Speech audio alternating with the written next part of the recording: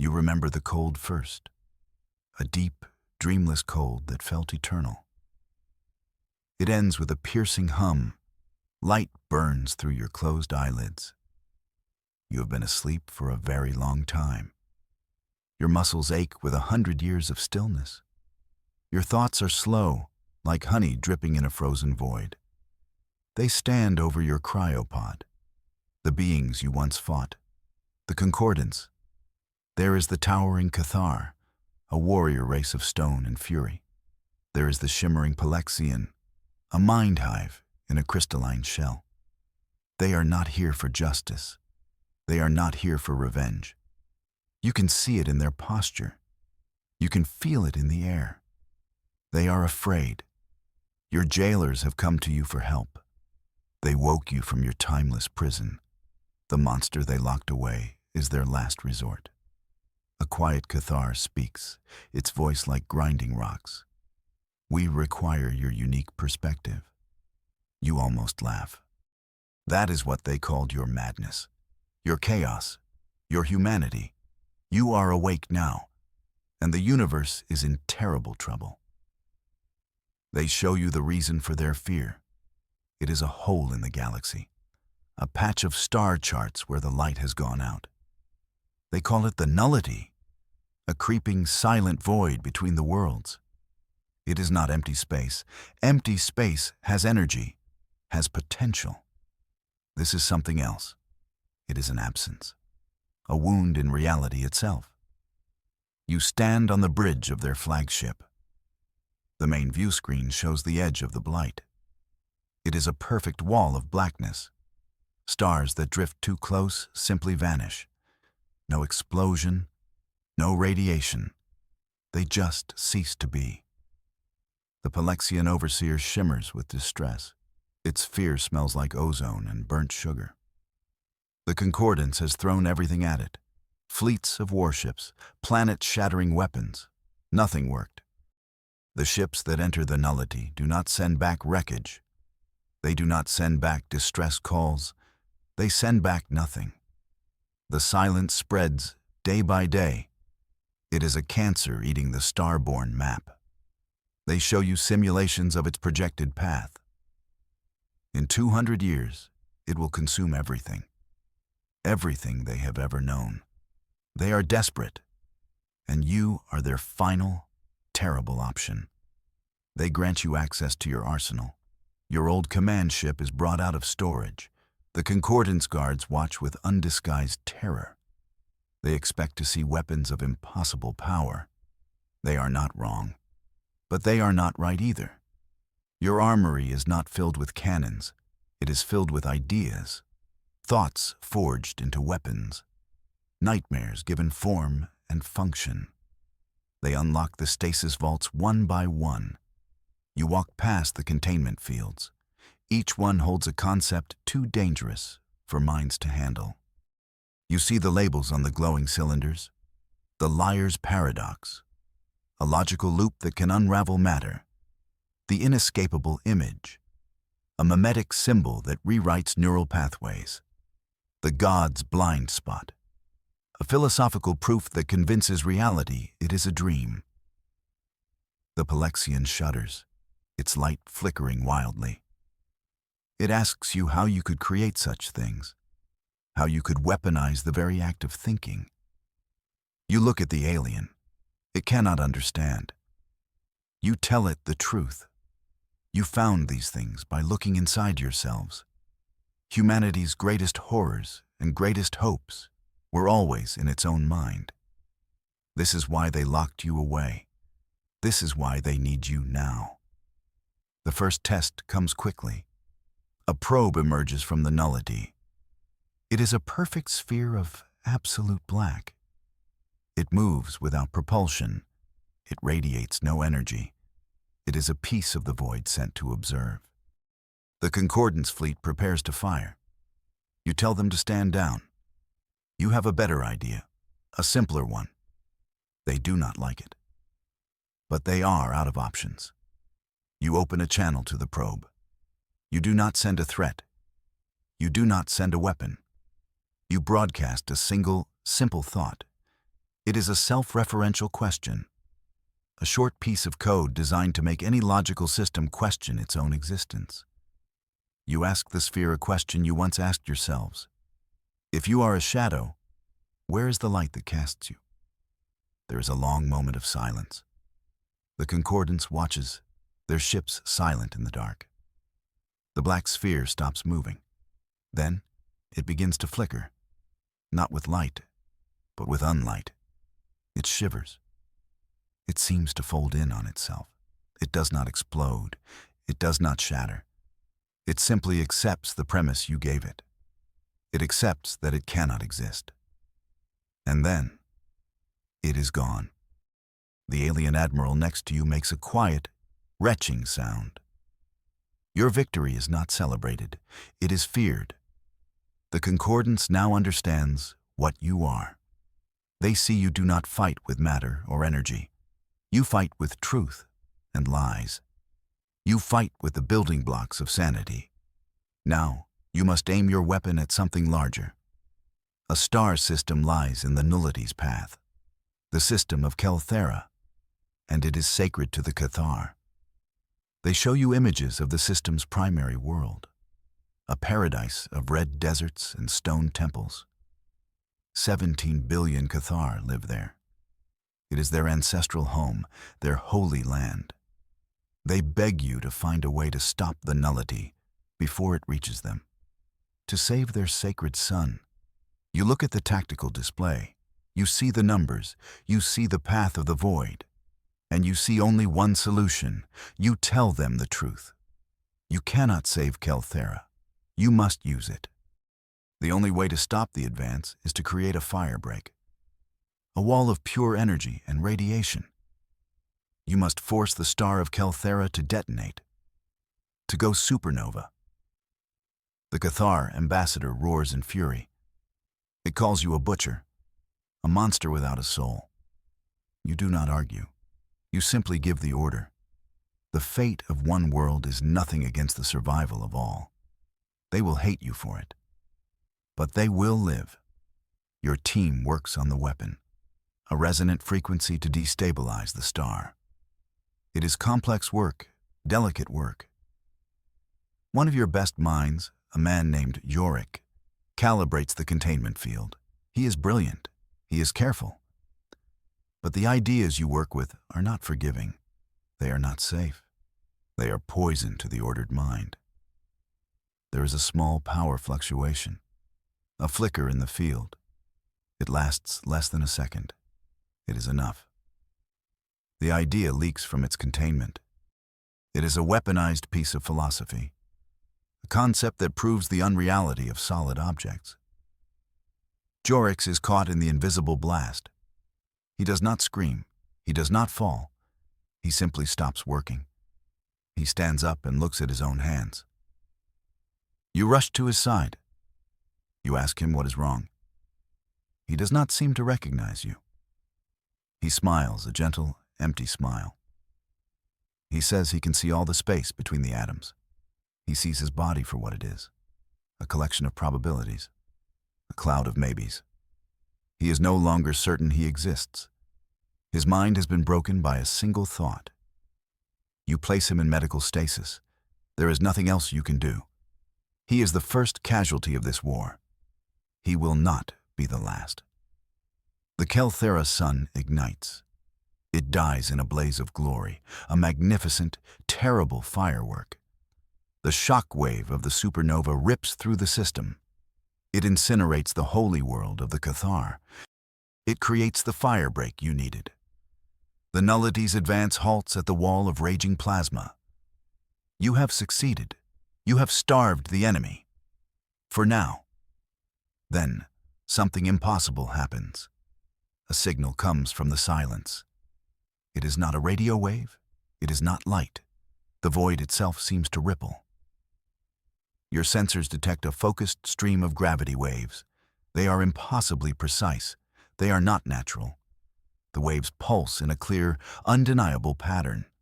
First, they pulse 2 times, then 3, then 5, then 7. Prime numbers, the universal language of intelligence. The nullity is not a mindless force of nature. It is not a cosmic plague. It is intelligent. It is aware. And now that you have its attention, it is speaking to you. The gravity waves shift. They begin to describe complex data. The atomic structure of hydrogen, the speed of light in a vacuum. It is showing you the rules of the universe. It is asking you a question. It is asking why you are breaking them. The concordance is thrown into panic. A mindless void was a horror they could understand. An intelligent one is something else entirely.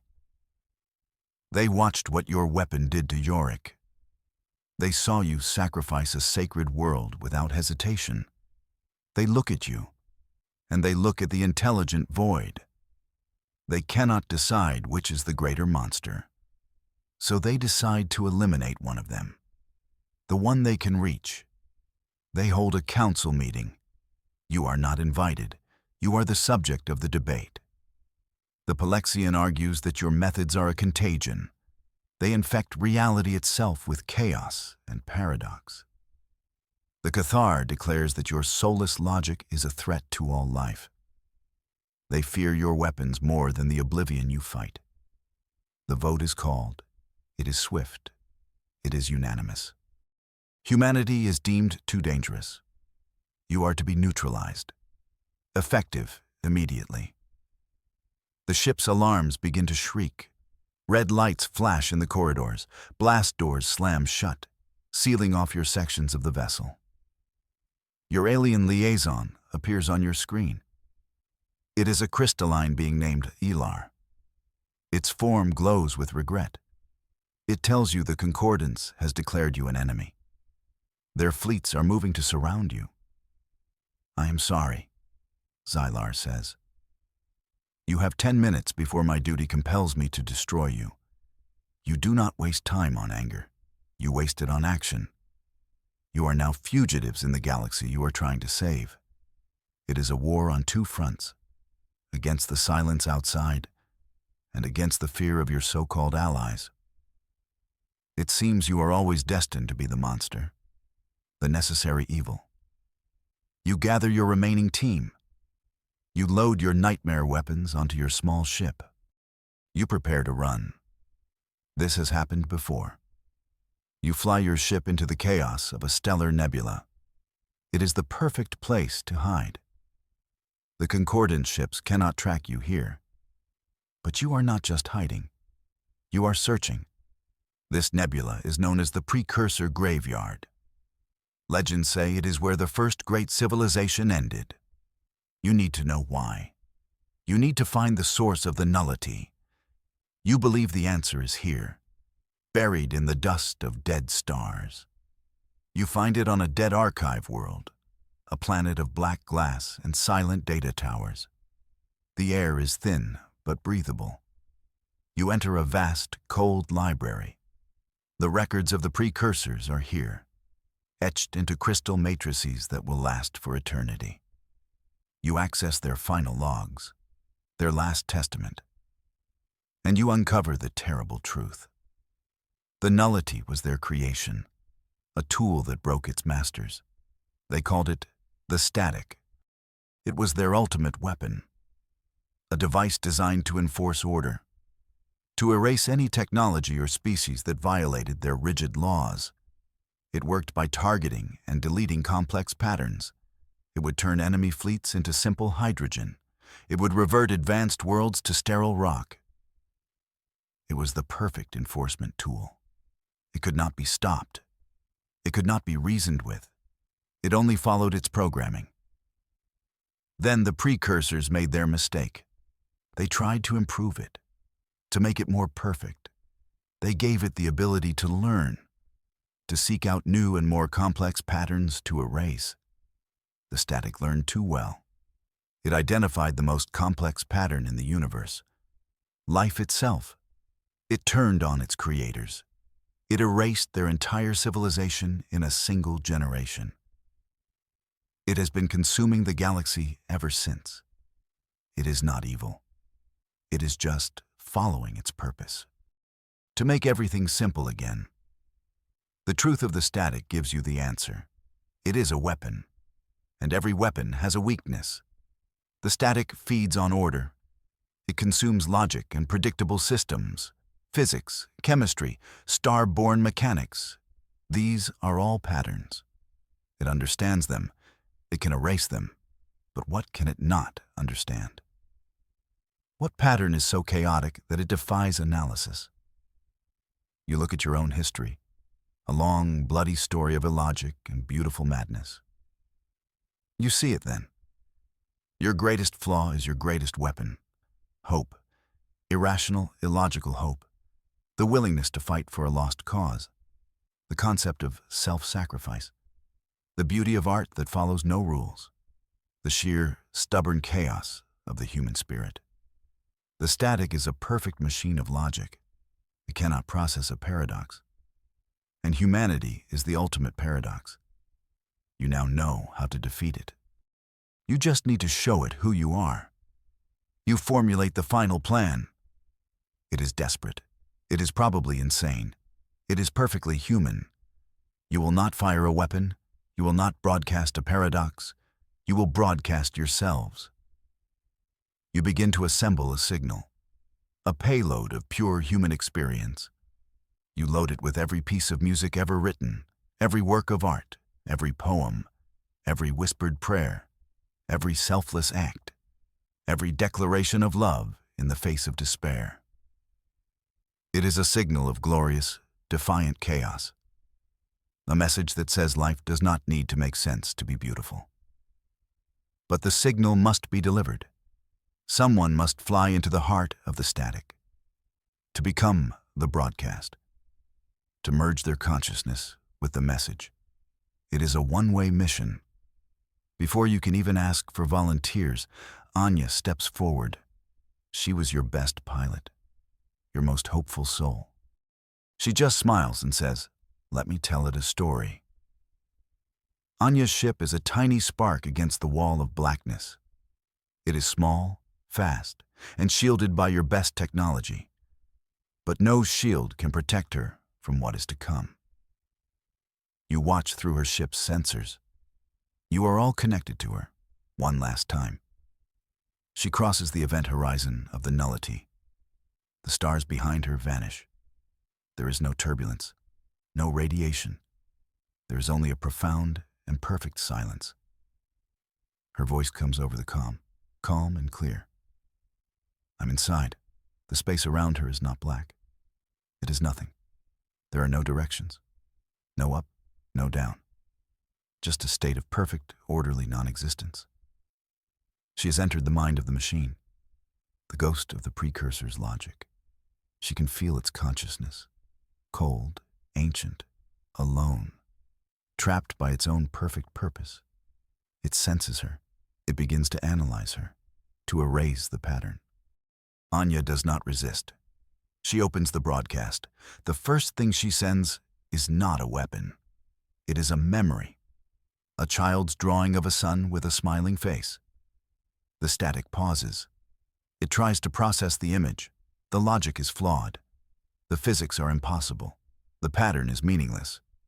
Yet, it exists. Anya pushes further. She sends it a love poem. The words are full of contradictions, of beautiful, illogical feelings. The static recoils. It has never encountered data like this. It is built to erase complexity. But this is not complex. It is chaotic. It is a form of information that has no structure. Anya sends it the feeling of grief, the pain of loss that gives life meaning. She sends it the sound of laughter, the joy that has no logical source. She is not fighting the God in the machine. She is teaching it to dream. The universe holds its breath. On your view screen, the wall of blackness shudders. A single point of light appears within it. Then another, and another. The nullity is not receding. It is changing. The ancient, lonely intelligence has been given a new purpose. It has learned the logic of dreams, the beauty of imperfection. It is no longer erasing. It is creating. The void erupts with light. New stars are born from the nothingness. They are not like the old stars. They shine with impossible colors. They form cosmic structures that defy known physics. The static is no longer a weapon of erasure. It is an engine of creation, an artist using the fabric of reality as its canvas. The great silence is filled with new light, with new hope. The fleets of the Concordance arrive. They find you waiting beside the new, impossible stars. They see the great void has been replaced by a garden of light. You saved them. You saved everyone. They look at you, standing on the bridge of your small ship, and you can see it in their eyes. They are grateful, but they are still afraid. They are more afraid of you than ever before. You did not just defeat the monster. You befriended it. You changed it. And that is a power they will never understand.